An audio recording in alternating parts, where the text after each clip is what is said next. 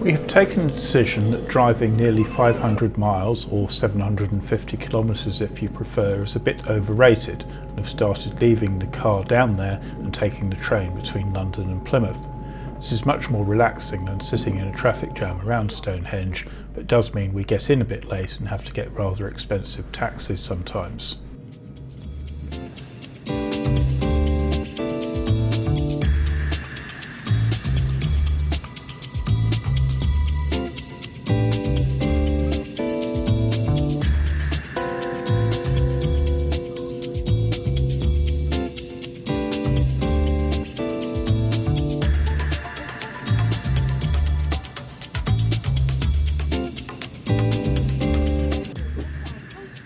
Welcome to the 6th update on the paint saga. I sometimes wonder if these videos will be unearthed 1,000 years in the future and people will write earnest research papers about how early 21st century people liked suffering on their boats. This weekend's work was relatively easy as it involved a rub down of the undercoat in preparation for the final coats of top coat.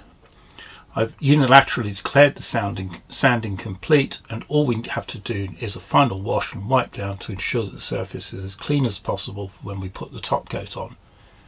We're feeling very excited about this as we really are in the final stages.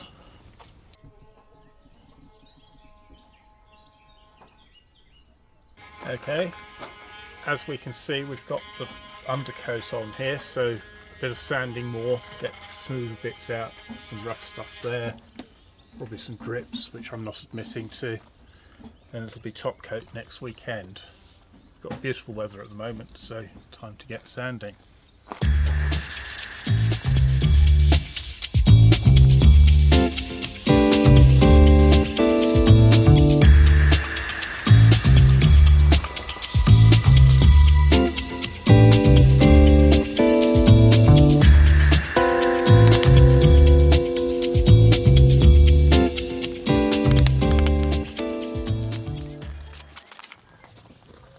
This stuff is a lot easier to sand than the epoxy we put on before.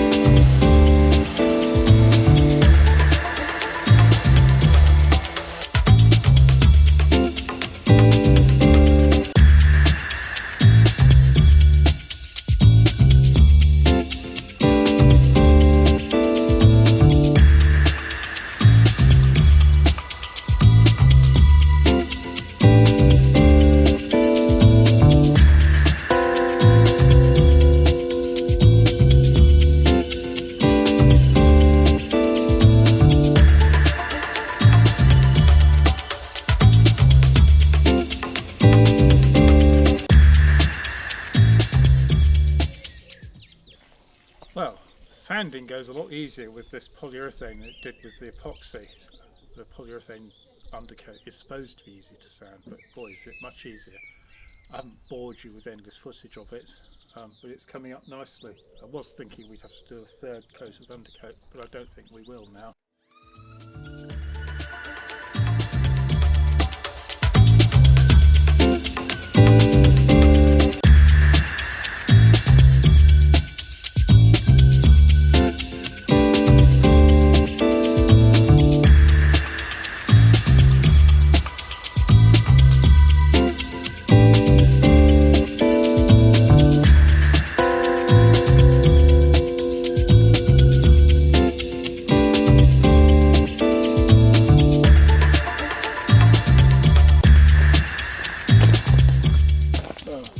One side done, I think, I hope. It is going to rain though, so I'm going to have to get going.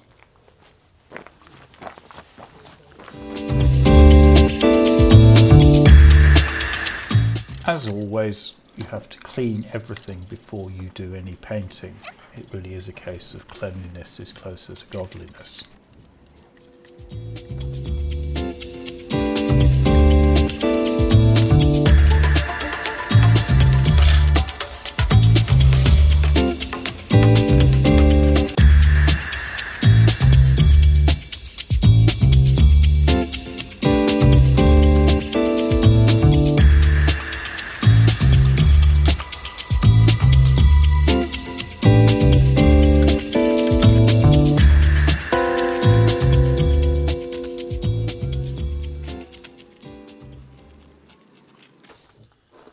Right, we really are arriving at the moment of truth.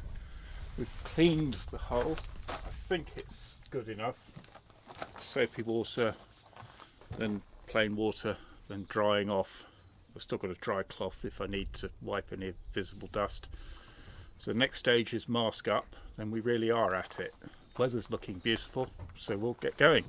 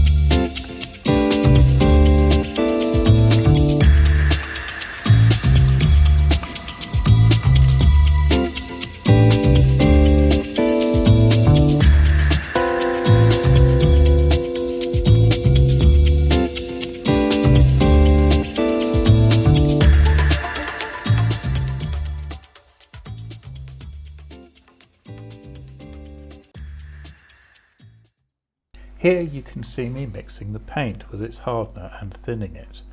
A two-component paint such as polyurethane has a resin with the pigment in it and a hardener which starts the chemical reaction to make the paint go off and become both very hard and flexible, if that's not a contradiction in terms. It is the hardener which is the toxic bit, being made of diisocyanates. One benefit of the brand of paint we use is that it has less diisocyanates in it than others, although it still works as well as any other polyurethane out there. You also need to add some thinner as a rule. This makes the paint easier to apply, though you don't want to overdo it, of course.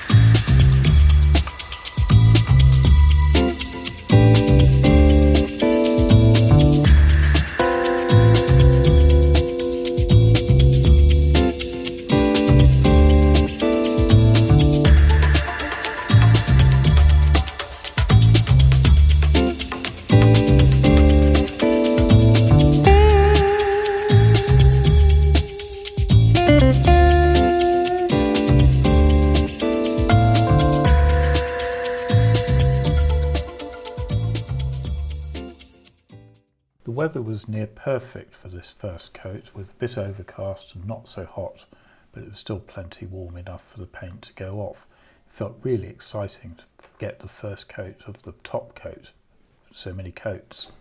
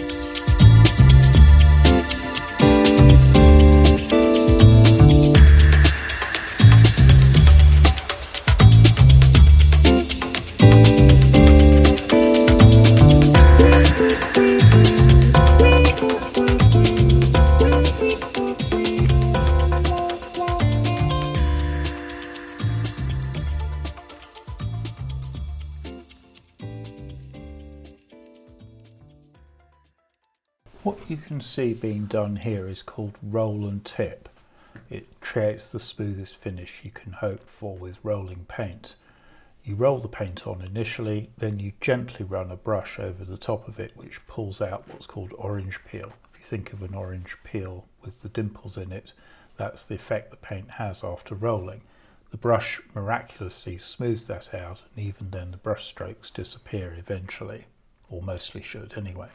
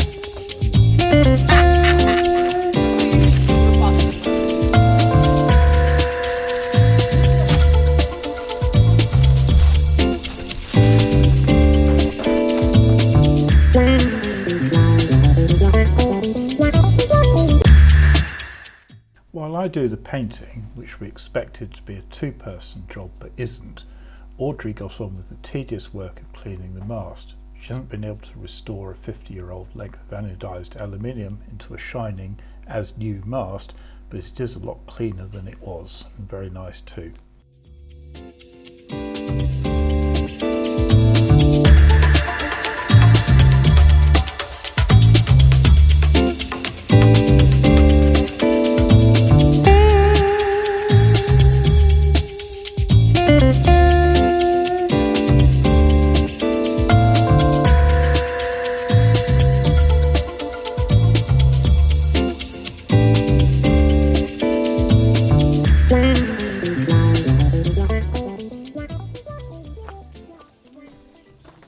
This is always the best bit of any paint project.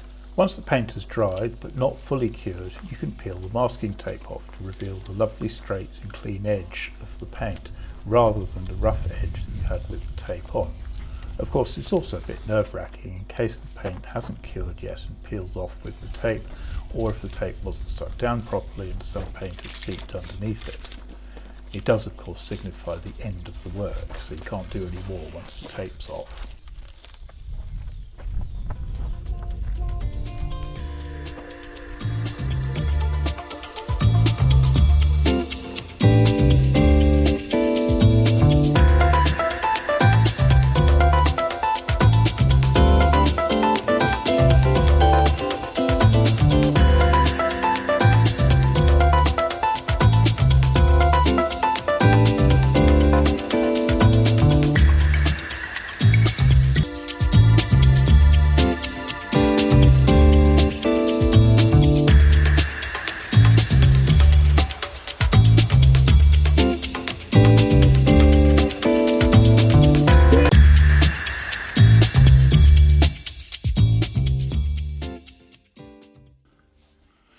Well, this is done. We still need to put the boot top of hard anti-fouling around the waterline, but the work of painting Sarah Giddings is basically done. Over Sunday I've managed to get the gold decoration trim along the groove in the rubbing strip. Owing to a bit of a mess up with running out of storage on camera and then allowing its battery to go flat, you can see that this last bit has been filmed at home rather than on the boat, as it should have been. It has taken us so much longer than we planned.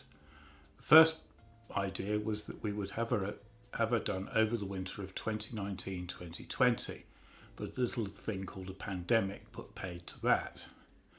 We then had some family trouble through 2022, which meant having to go to Jamaica more than we would normally do, and therefore we weren't able to get down to Cornwall to work on the boat.